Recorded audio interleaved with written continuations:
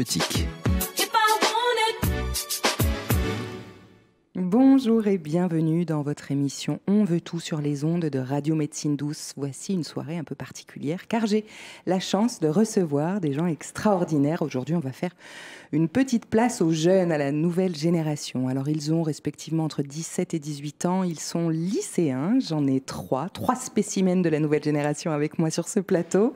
Alors, je vous les présente. Il y a avec moi Tosca, Adèle et Cassius, le garçon de l'aventure.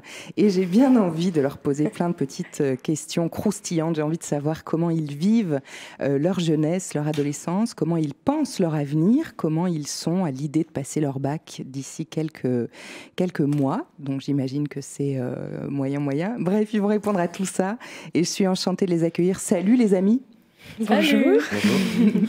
Alors vous avez déjà peut-être entendu Tosca qui est mon enfant, ma fille, ma bataille à moi, personnelle, qui est déjà venue répondre à plein de petites questions sur ce plateau et qui est venue parler de l'école, de comment on a ensemble essayé de faire en sorte qu'elle aime ça, parce que moi j'aimais pas ça du tout. Au collège, ouais. Au collège et tout ça, donc on s'est bien battus. Et aujourd'hui tu es, ma chérie, donc en terminale et ça se passe relativement pas mal. Ouais, plutôt bien. J'ai jamais été aussi bonne à l'école de ma vie, on va dire. Oui, ben alors. Voilà. C'est tout. Tranquille, facile. Bravo pour toi, Cassius. C'est comment l'école depuis le début? Est-ce que tu aimes ça? Est-ce que c'est compliqué pour toi? Est-ce que tu es dans ton élément là-dedans, dans ce système scolaire tel qu'on le connaît? C'est du coup, depuis le début, c'est un peu une longue histoire, mais sinon, en ce moment, ça va en ce qui concerne la poursuite d'études. Ouais. Mais j'ai pas les meilleures notes. D'accord. Donc on peut dire que vous êtes tous les trois dans la même classe et il s'agit d'une terminale STD2A, sciences techniques, design et arts appliqués. Ouais. Donc vous avez beaucoup d'heures d'arts appliqués. Voilà. Donc ça bosse études pas du mal. Design, tout ça. Exactement. Et ça, c'est plutôt votre voie. Toi, Cassius, tu es heureux là-dedans. Alors, je sais que tu as un talent incroyable. Tu fabriques des instruments de musique, notamment des basses. C'est ça, oui. Et des guitares. Donc, je fabrique des instruments de musique à base de matériaux de récupération. Ouais. Donc, tout ce qui est boîte de cigares, caisse de vin, des choses comme ça. Avec une caisse de vin, tu me fais une gratte, en fait. C'est ça que tu m'expliques. C'est ça. Le mec est fou. Enfin, moi, je trouve ça dingue. Oui. Donc, génial. Adèle, ma belle Adèle. Alors, toi aussi, terminale STD2A, est-ce que ça se passe bien? Ouais, ça se passe plutôt bien, mais je sais que Cassius a parlé de la poursuite d'études. Moi, c'est quelque chose qui me stresse beaucoup parce que déjà, je prends pas assez de temps pour chercher des écoles parce que justement, on est dans une section qui nous demande beaucoup de travail et que entre passer le bac et avoir quand même des bonnes notes et savoir quelle école tu vas présenter, faire tes dossiers, savoir ce que tu vas faire de ta vie plus tard, c'est beaucoup de stress et j'essaie de ne pas me laisser emporter par toute cette vague de questionnements. Mais sans déconner, on peut en parler tout de suite, c'est l'enfer. Je trouve ça hyper compliqué. C'est affreux. Alors je sais que quand on rentre à la maternelle, l'objectif c'est le bac. Et en fait, on se rend compte qu'une fois arrivé à l'objectif, c'est pas un vrai objectif. C'est juste un tout petit passage de flambeau qu'il faut choper pour continuer. Et qu'en fait, ce truc si important quand on rentre à l'école qui est le bac, en fin de compte, c'est pas grand-chose ce bac à côté de ce qui vous attend. Ouais. Et vous avez, j'ai l'impression, vous allez me dire, parce que c'est peut-être pas forcément le cas dans toutes les familles, mais j'ai constaté avec Tosca que je lui mettais la pression inverse, c'est-à-dire qu'à l'époque de ma génération, il fallait aller dans les voies débouchées, enfin des débouchés professionnels. Alors on nous disait choisis comptabilité, choisis des voies comme ça qui rapportent. Aujourd'hui, on s'est rendu compte qu'il n'y avait pas de voies qui rapportent. En fait, tout est un peu bouché. Et du coup, j'ai tendance à dire à Tosca, mais va là où ça t'éclate, va là où t'es passionné, là où t'as envie. Et je vois son œil de poisson rouge me dire, mais maman, je n'en sais rien, moi, ce qui me passionne, c'est l'enfer, c'est marrant avec ta passion, mais je sais pas. C'est l'inverse, quoi. C'est-à-dire que d'un coup, il faut trouver le truc qui te rend dingue. Mais on n'a pas tous des trucs qui nous rendent dingue, de toute façon. Voilà, en fin de compte, il faut aller trouver là où, qu'est-ce qu'on a surtout envie de faire l'année prochaine, plus que qu'est-ce qu'on veut faire dans sa vie. Ouais, c'est souvent des questions qu'on a du mal à dissocier. Ouais. Deux choses, genre qu'est-ce que tu veux faire dans ta vie et qu'est-ce que tu veux faire maintenant. Et souvent, on se dit, oui, mais si je fais ça, après, j'aurai pas de travail, j'aurai pas... On s'en fout, il faut vraiment aller vers là où on se sent le mieux maintenant. et après se laisser porter par les rencontres, les envies et ce que tu découvres. Mais même si, par exemple, moi j'ai beau le savoir, j'ai quand même du mal à dissocier ces deux questions-là. Puis surtout, on est dans une société aujourd'hui où on n'a pas un seul travail du début jusqu'au reste de notre vie. On a la petite retraite et puis c'est fini. Là, on est dans un monde où en fait, le travail, ça passe, ça vient. Une année, on fait quelque chose et on fait tout l'opposé l'année d'après. C'est quand même un type de vie instable quand même qu'on a nous. Donc on nous dit vous faire des longues études pour avoir un travail, sauf que c'est plus du tout comme ça que la société d'aujourd'hui marche. Du coup on est un peu dans un milieu où on sait pas trop aller en fait. Mais c'est là où ça devient intéressant et c'est pour ça que cette idée de se dire que si on fait...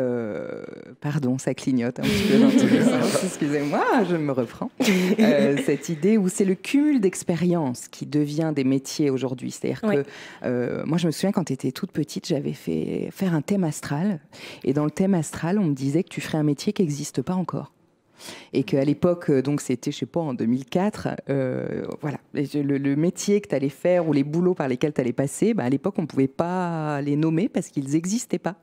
Et effectivement, aujourd'hui, il y a plein de métiers qui existent qui, il y a 10, 15 ans, n'existaient pas du tout. Et je me rends compte que moi-même, je fais un métier qui n'existait pas à l'époque et qui, par le cumul de mes activités, de mes apprentissages, parce que j'ai fait le conservatoire d'art dramatique, de la photo, du développement personnel, boum, j'ai fait un truc qui n'existe pas et qui aujourd'hui intéresse des gens. Donc c'est le cumul d'expérience et d'expertise qui devient d'un coup des métiers, qui devient autre chose. Donc c'est un petit peu ça au final qui va vous être demandé, c'est de faire ces expériences et de trouver vos propres expertises. Oui, bien sûr. Comment vous vous sentez dans vos peaux? Cassius, un garçon, 18 ans. Ok, t'es comment dans ta peau? Comment tu te sens? Est-ce que tu connais les notions de développement personnel? T'as entendu parler de ça, toi, déjà? Pas énormément, on m'en a pas parlé personnellement beaucoup. D'accord, tu sais un petit peu ce que ça peut bien... Développement personnel, ce que ça peut bien vouloir un peu dire? J'imagine, du coup, depuis le contexte, mais personnellement, je suis assez bien dans ma peau. T'es plutôt bien dans ta peau. Les meufs, ça cartonne plutôt pas mal. On a dit pas de tabou, moi. Vous me dites ça, je vous écoute, moi. Oui, d'accord, ok. Pas spécialement. Ok. Non, je sors pas énormément en ce moment. Mais... Alors, comme tu le disais, il y a beaucoup de boulot dans les études que vous avez choisies, vachement de travail. Alors, il y a une chose aussi que j'ai trouvée intéressante et que c'est aussi pour ça que j'avais envie de vous faire venir, c'est que dans votre bac, il y a une section qui s'appelle le projet 75 heures. Oui. C'est ça. Et le projet 75 heures, il vous est demandé, comme son nom l'indique, de mettre 75 heures pour le réaliser. Ok. Et chaque année, il y a un thème. Une thématique, Une thématique, et la thématique de l'année, c'est prendre soin. C'est ça. Ok. Qu'est-ce que ça vous a raconté, vous, ça, prendre soin? Vous avez le droit d'en parler ou c'est un secret d'État? Non, on a le droit d'en parler. Pas du tout. Au contraire, c'est bien. Mieux c'est. Génial. Bon, ça va, je fais pas d'erreur. Parfait. Adèle, toi, qu'est-ce que ça t'a évoqué, ce projet 75 heures avec cette thématique? Je pense que je suis assez vite partie vers prendre soin de l'autre. Et je pense que ça rejoint le développement personnel, même si le développement personnel, c'est plus prendre soin de soi. Prendre soin de l'autre, c'est aussi prendre soin de soi, je pense. Ouais. Et dans les deux sens, je suis partie dans les questions de la sexualité chez tout le monde, en fait. Mais principalement chez les adolescents, parce que c'est là qu'arrivent les premiers questionnements. Et puis, je pense que prendre soin de sa sexualité, c'est prendre soin d'une grande partie de soi, parce que c'est quelque chose qui, comme... l'identité, c'est quelque chose qui justement fonde notre identité, la sexualité. En prendre soin aujourd'hui, c'est important et je pense qu'il n'y a pas du tout assez de... Comment dire? Information. Oui, il n'y a pas d'information. Il n'y en a pas assez. Comment tu cherches du coup? Quels sont les endroits où tu questionnes, où tu poses des questions? Sous quelle forme est-ce que tu as envie d'informer sur ce sujet? J'aimerais bien élaborer un site web ou une application parce que c'est ce qui est le plus... adapté aujourd'hui, parce que c'est sur Internet que les jeunes posent leurs questions et il vaut mieux mettre les réponses directement sur Internet. Et après, j'avais l'idée d'un quelque chose de plus compliqué, j'allais dire, mais un nuancier sur la sexualité. Donc quelque chose comme un livre, mais sous forme de nuancier avec des pas des questions-réponses, parce que je m'étais beaucoup inspirée des jeux de société, mais plus vraiment des affirmations. Quelque chose qui rassure, qui te disent que tu es normal, que c'est OK de te poser ce genre de questions, qu'il y a des réponses, que tu n'es pas tout seul. Par exemple, je pense à la sexualité. Donc les gens qui n'ont pas de sexualité, il y en a plein qui pensent qu'ils ont un problème et que c'est quelque chose qu'il faut régler. Et en fait, non, tu n'as juste pas d'attirance sexuelle et tout va bien. Et c'est OK. Oui. Toi, tu t'es beaucoup questionné sur la tienne d'identité sexuelle, puisque ça va ensemble, effectivement, tu as raison, l'identité et la sexualité. Je me suis pas posé tant de questions que ça parce que c'est venu assez naturellement. Je me suis plus questionnée sur mon identité de genre. Mais la sexualité est venue assez naturellement. Vous êtes une génération extraordinaire où ce type de questions, c'est tout naturel en fait, où on vous pose la question qui êtes-vous, qui aimez-vous, et vous avez le droit de vous interroger. C'est vrai que nous, on était parfois obligés de s'y intéresser parce qu'on se sentait pas naturel, mais on essayait de toute façon se fondre dans la masse un maximum. Ouais, alors qu'aujourd'hui, il y a plus de liberté. C'est bien ouvert quand même ce champ. Et effectivement, du coup, le fait que vous ayez ce droit de soulever beaucoup de questions, ça soulève beaucoup de questions. Donc il faut aussi pouvoir donner beaucoup de réponses. Oui, c'est ça. Et c'est pas si évident. Et c'est intéressant de donner des réponses. Enfin, nous, on est là où on est au cœur des questions. Et je trouvais ça intéressant que moi, j'essaye d'y donner des réponses. Parce que justement, on est au cœur. Et souvent, c'est des adultes qui ont créé ce genre de site web ou des gens qui ont déjà vécu ça et qui n'ont pas du tout la même vision de la sexualité, du genre et même de tous les questionnements autour de ça. Voilà. Est-ce que la série Sex Education, vous avez regardé ça? Oui. Toute ma vie, cette série. J'ai tellement aimé. Très cool. Sex Education, une série qu'on peut trouver sur la plateforme Netflix, que j'ai effectivement dévorée aussi. Je me suis c'est vraiment pour tout le monde. Je trouvais ça ouf. J'ai trouvé ça pertinent, exactement. Et puis, ça tombe pas trop dans des clichés parce que vous êtes adolescents, vous êtes des clichés. Oui, de toute façon. Oui. C'est évident que c'est très contrasté l'adolescence parce qu'il se passe 1000 trucs et les émotions vous emmènent parfois loin, les pulsions, les hormones, enfin bref. Donc sans caricaturer, vous êtes des caricatures, on est d'accord dans ce que vous vivez. Et vous vous êtes bien reconnus en tout cas dans les problématiques de cette série. Vous vous êtes pas dit ils poussent ou c'était bien vous. Ouais, peut-être des fois c'était un peu poussé, mais non, c'était assez nous et c'est quelque chose. Enfin, je pense que c'est une série qui décomplexe beaucoup. Et le but, je pense. Moi, ça m'a beaucoup décomplexé. Ouais, j'ai vraiment une toute autre vision de la sexualité et de mon rapport que j'ai avec les autres, d'en parler surtout. C'est beaucoup plus simple pour moi d'en parler et ça m'a vraiment retiré des complexes que j'avais à l'intérieur de moi-même et des peurs et ça les a envolés en fait. C'était vraiment.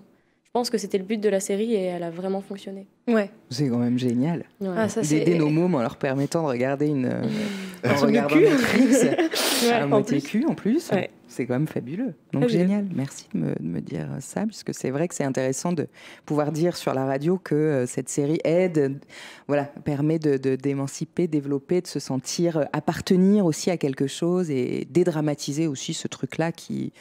Voilà, vous n'avez pas le choix que d'y passer à la casserole, mes amis. Ce qui est super aussi dans cette série, c'est qu'en plus de parler de sexualité, ça parle d'autres choses en fait. Ça parle donc déjà d'identité de genre, comme on a dit, et ça parle vraiment de... Oui, qu'est-ce que c'est d'être adolescent, qu'est-ce que c'est de grandir en fait. Et ouais, je trouvais que c'était vraiment ouvert sur plein de sujets et que je pense tout le monde sur Terre... de tous les âges pouvaient s'y retrouver dans moins un personnage. Complètement. Ouais. Et puis même les adultes, effectivement. Même les adultes, les parents sont vraiment mis en valeur. En lumière là-dessus. Ouais. Ok. Prendre soin, Cassius. Oui. Je t'écoute.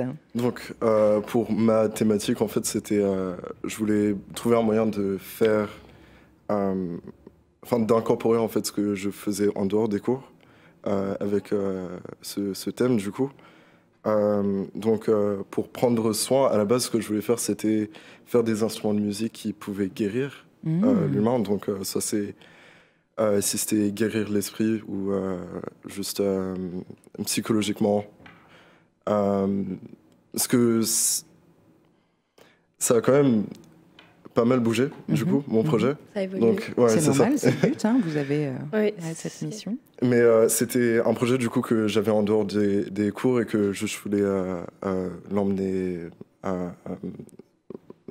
l'exprimer à travers le projet 75 heures. Et du coup, ce ça a changé en fait parce que je voulais donner accès à des personnes handicapées pour... Je vais recommencer. Je t'en prie. Je voulais donner accès à des personnes handicapées, du coup, à pouvoir faire de la pratique musicale. Donc, faire des instruments qui sont ergonomiques pour des personnes à qui il manque des membres, des choses comme ça. Ou, par exemple, il y avait un des instruments, donc c'est une série d'instruments de musique qui pourrait être joué par par plusieurs personnes même qui sont en handicap, dont une guitare qui pourrait être jouée dans une chaise roulante. Il y a des instruments de musique qui peuvent être joués par une personne qui manque un bras, des choses comme ça. Et donc mon objectif principal, c'était de faire en sorte d'avoir un instrument de musique qui peut s'adapter à la personne et non pas l'inverse. Contrairement à, par exemple, une prothèse qui... Bien sûr. C'est beau. Extraordinaire. Super. Et c'est rare, en tout cas, dans l'industrie de la musique, de voir des instruments qui sont adaptés à différentes personnes, parce que c'est très, je dirais, sectaire, mais en tout cas, rien que la musique classique, les violons, tout ça, c'est très... les apprentissages de musique dans les conservatoires et autres, effectivement, on n'ouvre pas encore c'est pas très ouvert, c'est ça, exactement. J'ai remarqué que quand même c'est très exclusif. Oui, bien sûr. Donc moi, par exemple, quand j'ai voulu apprendre à jouer de la musique, là où j'ai grandi, en fait, on n'avait pas les ressources. Et donc, je ne pouvais pas m'acheter un instrument. Et j'avais tous mes amis et tout ça qui allaient au conservatoire. Et toi, non? Exactement. Et qui commençaient, du coup, depuis qu'ils avaient 6 ans. Mais la majorité de ces personnes, ils ont fini par arrêter. Du coup, c'est là que j'ai commencé à avoir ce questionnement, en fait, de est-ce que le système dans lequel il fonctionne maintenant, l'éducation musicale, est-ce que ça fonctionne vraiment? Repenser la musique un peu. C'est ça. Punaise, quelle mission. Et toi, tu t'en vas aux États-Unis puisque tu es moitié américain, on entend légèrement un petit accent. Oui. Tu pars à la rentrée prochaine, tu vas où? Donc je vais à une école à Rhode Island, ça s'appelle RISD, R-I-S-D. Donc j'ai été accepté là-bas en décembre. Bravo. Merci. Félicitations. Et donc c'est une des meilleures écoles d'art appliqué aux États-Unis. Ouais. Et du monde même, du coup. Du monde, on peut dire, on s'en fout. Du coup, oui. Et donc je vais là-bas pour étudier le design industriel. Waouh, extraordinaire, super. Merci beaucoup. Tosca, prendre soin, mon enfant. Qu'est-ce que ça t'a raconté à toi, prendre soin? Déjà, ayant été élevée dans l'univers du développement personnel, je me suis vraiment dit que ça faisait quand même partie de moi. Donc, il fallait que j'ouvre les connaissances que j'ai acquis au fur et à mesure des années. Donc, je me suis vraiment dit, je suis une des rares personnes de mon âge à savoir ce que c'est le développement personnel. Et j'ai vu les bienfaits que ça m'a fait, ne serait-ce que dans l'éducation, dans l'école, tout ça. Et j'avais vraiment envie d'ouvrir ce domaine aux gens de mon âge, en fait. Donc j'aimerais vraiment ouvrir donc les différents outils qu'il y a dans le développement personnel, qu'il y a dans Radio Médecine Douce, un petit peu. Donc des techniques, en fait. Des techniques, et les réadapter, en fait, pour ma génération, en fait. Notre génération à nous. Donc, par exemple, j'avais l'idée de créer un jeu d'action-vérité, le célèbre jeu d'alcool qui fait faire plein de bêtises que les parents ils aiment pas trop. Et oui, et donc de transformer ce jeu en quelque chose de positif, en fait. Donc par exemple, une action, faire un câlin, une vérité, dire 5 choses qui t'ont rendu heureux cette journée. Et donc vraiment que ça devienne un outil qui nous font... un jeu de société développement personnel pour les jeunes. Pour les jeunes, quelque chose qui soit fun, frais, et en même temps qui révèle un petit peu les secrets du développement personnel, quoi. Et les clés, parce que je trouve que c'est tellement utile et super que c'est dommage que ça soit aussi fermé, en fait. Mon Dieu, mais ces jeunes sont extraordinaires. Je sais pas ce que vous en pensez. Ils font rêver, moi. Ils font rêver aussi. Incroyable. Donc ça, c'est assez fabuleux. Vous allez présenter donc ces projets-là incroyables à la fin de l'année. Vous avez 75 heures pour préparer quelque chose. Oui. autour du design, en fin de compte. Alors, je ne sais même pas si tant pour l'école, c'est l'idée qui va bien que ça compte, j'imagine. Mais il faut présenter ça sous forme d'objets, c'est ça? En fait, c'est... De design ou de planche ou de... Ce qui les intéresse le plus, c'est comment est-ce qu'on en est arrivé à notre projet final. La démarche, exactement. Okay. Le projet final, ils s'en fichent. Ça, c'est pour les études supérieures. Le chemin. Voilà, ils nous apprennent à faire un chemin. Ok. Et vous en êtes tout de ce chemin? Okay. Il y avait une petite question tabou, c'était celle-ci. Voilà, je l'ai posée, Joker, c'est bon, je leur ai dit qu'ils pouvaient, c'est maintenant. Ok, d'accord. Alors du coup, je peux commencer peut-être. Bien sûr, avec plaisir. Donc pour la réalisation de mon projet, j'ai vu déjà comment je pourrais les fabriquer, ces instruments. Comme je fabrique avec des matériaux de récupération, j'ai déjà mis les matériaux que j'utiliserai où je pourrais les avoir, du coup. Et puis ensuite, il y a cette thématique qui est assez populaire aujourd'hui, de prendre soin de la planète. Et donc, c'est important pour moi d'utiliser ces matériaux de récupération qui vont pas mettre en danger le monde. Le préserver. C'est ça. C'est parfait pour ma question de transition, puisque vous êtes à l'aube de votre majorité, ce qui veut dire que il n'y a pas tout qui change au jour où vous avez 18 ans, sauf que effectivement, vous pouvez éventuellement picoler un peu, acheter des clopes, conduire légalement, bien sûr, pardon, c'est ça que je voulais dire, conduire et voter. Donc, est-ce que c'est quelque chose que vous comptez faire? Est-ce que vous allez aller voter après votre majorité pour les premières? Absolument. Ok, super, très bien. Donc, comme j'ai ma majorité, en fait, le seul problème, c'est qu'ici, j'ai pas encore ma nationalité française. Ah, d'accord, tu es encore américain, donc déjà c'est 21 ans pour toi, tu n'es pas majeur, toujours pas? Toujours pas. Ok. Donc, avant de partir aux États-Unis, ça serait une priorité pour moi d'obtenir du coup ta nationalité française. Ouais. Ok. Et pour pouvoir voter. Ouais. Ça compte pour toi. Oui. Parce que. Ça revient du coup sur la thématique auquel on a dit qu'on allait parler. Prendre soin de la planète, tout ça. Non. Ce qu'on avait dit avant. Okay. Donc, juste avant que ça commence, qu'on a parlé du coup de l'identité. Oui. C'est ça, quelque chose aussi qui me tient pas mal à cœur. Donc, cette question d'identité, est-ce que nous, en tant que personne, en tant qu'individuel, on a le pouvoir de le faire, le pouvoir de changer. Et aussi le fait que mes ancêtres, comme je suis afro-américain, n'avaient pas ce privilège de voter. Et donc c'est quelque chose que c'est même pas une option pour moi. Bravo. Wow. C'est beau, c'est hein? beau, ouais. Purée, je suis émue. Ouais, moi aussi. C'est vrai, je suis un peu émue aussi. Ok, génial. Et toi, Adèle? Alors, toi aussi, tes ancêtres femmes n'avaient pas le droit de voter. Exact. Jusqu'en 1940. Ouais. Il n'y a pas si longtemps en plus. Non, c'est très peu. Moi, je ne sais pas, je pense que c'est important. Et après, je sais que le monde politique est un monde qui m'intéresse beaucoup parce que c'est ce sur quoi on est construit aujourd'hui, c'est notre base. Et si on veut pouvoir changer des choses, c'est sur ça qu'il faut, c'est ça qu'il faut déjà connaître et ensuite changer, modifier. Et donc, c'est un monde qui m'intéresse beaucoup. Donc, je pense que voter est une question que je vais me poser. J'ai pas la réponse de si je vais voter ou pas. Je pense que je vais peut-être... Je vais pas donner des partis, mais je sais que le parti écologiste... Ouais, les écolos. Mais ouais, les écolos, le parti vert. M'intéresse parce qu'il commence à prendre vachement plus d'ampleur en ce moment. Parce que, justement, on parle beaucoup plus de la crise écologique et du réchauffement climatique qui est très important. Parce que... Donc ça vous inquiète? C'est une vraie question quand même pour vous. Surtout à notre âge, on a vraiment voilà. conscience de ça, quoi. Ouais. C'est très important. Ouais.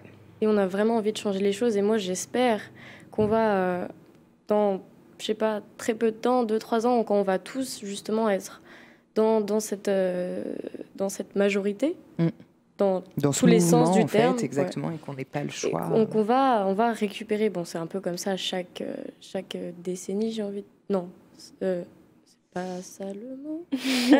Non, mais en tout cas, chaque génération. Voilà, chaque génération, c'est ça, c'est la jeunesse qui reprend le pouvoir avec des nouvelles idées et des nouvelles thématiques. Et aujourd'hui, c'est nous qui allons devoir porter ces messages de protection et d'amour, de vivre ensemble, parce que c'est très important et que on est un peu les seuls à pouvoir le faire aujourd'hui, en fait. Ouais. Et du coup, je pense que la politique est quelque chose de très, très important. Et après, je ne dis pas que tout est bon en politique, mais qu'on est jeune, qu'on a l'envie, qu'on est au courant de ce qui se passe autour de nous, et que je pense qu'on ne va pas laisser les choses telles qu'elles sont, et que, en tout cas, moi, j'ai l'envie et le besoin, je pense, de changer le monde dans lequel je vis. Eh oui, sacrée mission. Oui. Toi, Tosca, tu comptes aller voter à partir du mois d'août Je ne sais pas. Je pense que, en tout cas, je vais m'intéresser à la politique, mais après, voter, je pense que, je sais pas vraiment, en fait. J'ai l'impression que, moi, en tout cas, dans le pays auquel je vis, je suis pas très d'accord avec la politique dans laquelle on est. Et donc, je pense que, ce serait quelque chose sur lequel je devrais réfléchir avant de dire oui ou non. Oui, il faut vous y intéresser. Et puis c'est vrai que vous avez une autre mission, c'est-à-dire de comprendre que ça va peut-être pas se jouer qu'en politique. Non. Ça va se jouer dans le quotidien et malheureusement, en neurosciences, on appelle ça les heurétiques. Les heurétiques, c'est un petit peu tous nos schémas de construction qui font qu'on est sur automatique. Et par exemple, moi je fume et je vais avoir comme automatique de jeter ma clope comme ça, parce que c'est comme ça depuis toujours, que ça n'a jamais été un souci spécifique, de jeter par la fenêtre quand on est en voiture, tout ça. Et je vois que c'est le travail de Tosca de m'élever moi. Oui.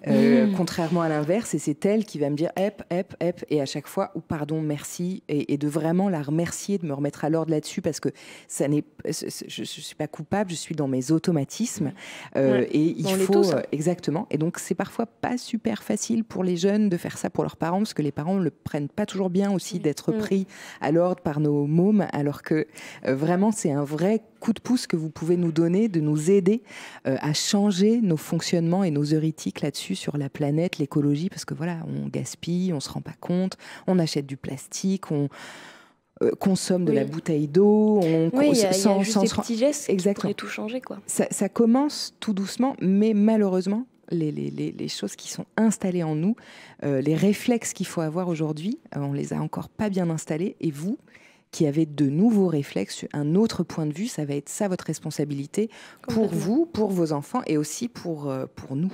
Oui.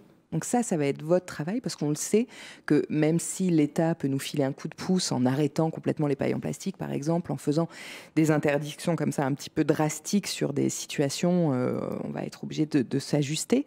Mais en attendant, l'écologie, c'est tous les jours un petit peu plus. Oui. Et l'écologie, ouais, exactement, c'est déjà quelque chose qu'on doit vivre en soi, d'où l'idée du développement personnel, qui est aussi de pouvoir soi-même commencer à se débarrasser de ce qui va pas et remplacer ça par des nouvelles données qui vont bien. Donc ce qu'on a à faire pour la planète, on a aussi à le faire à l'intérieur de nous, et ça va se jouer ensemble, toute cette histoire. Donc c'est plutôt super qu'on parle aujourd'hui beaucoup d'écologie, parce que ça vient à peu près en même temps que cette idée-là de se s'aider soi-même. Oui. Complètement. Bon, mais c'est merveilleux. Je suis ravie de vous avoir eu sur ce plateau. Ça fait 30 minutes qu'on papote. Je pourrais vous écouter à peu près une vie entière. Moi, c'est pas un souci. Est-ce que vous reviendrez après votre bac nous raconter comment ça s'est passé, si c'était bien, l'avancée de ce projet incroyable comme le tien, Tosca, tu nous disais que c'était Action ou Vérité. Ouais. Adèle, tu nous parlais de ce projet sur la sexualité pour informer les jeunes de ton âge sur les questions qui peuvent se poser. Toi qui as su, c'était donc les instruments de musique adaptés aux personnes en difficulté, handicap, quel qu'il soit. Je trouve que c'est des projets absolument fabuleux. Et vous allez venir nous raconter l'avancée de tout ça, parce que je pense que ça peut être génial et que ça peut dépasser votre bac. En plus, je trouve qu'il y a un petit côté sympa dans le fait que dans le bac, on vous propose de faire un truc qui peut aussi vous servir pour autre chose, pour plus tard, qui peut être un projet que vous pouvez porter... Voilà, si vous nous écoutez d'ailleurs et que ça vous intéresse ces sujets-là, vous pouvez nous écrire sur Radio Médecine Douce. Je vous mettrai en contact avec ces brillants jeunes gens qui vont révolutionner le monde. Accrochez-vous. Je remercie beaucoup nos trois amis. Alors nous avions Tosca avec nous, nous avions Cassius et nous avions Adèle. Merci beaucoup d'avoir répondu à toutes mes questions hyper indiscrètes. Vous avez été parfait. Voilà, moi j'ai adoré passer ce moment avec vous. Je vous retrouve très bientôt sur ce plateau et puis à la maison en karaoké, crêpe party avec tout ça. Ouais, carrément.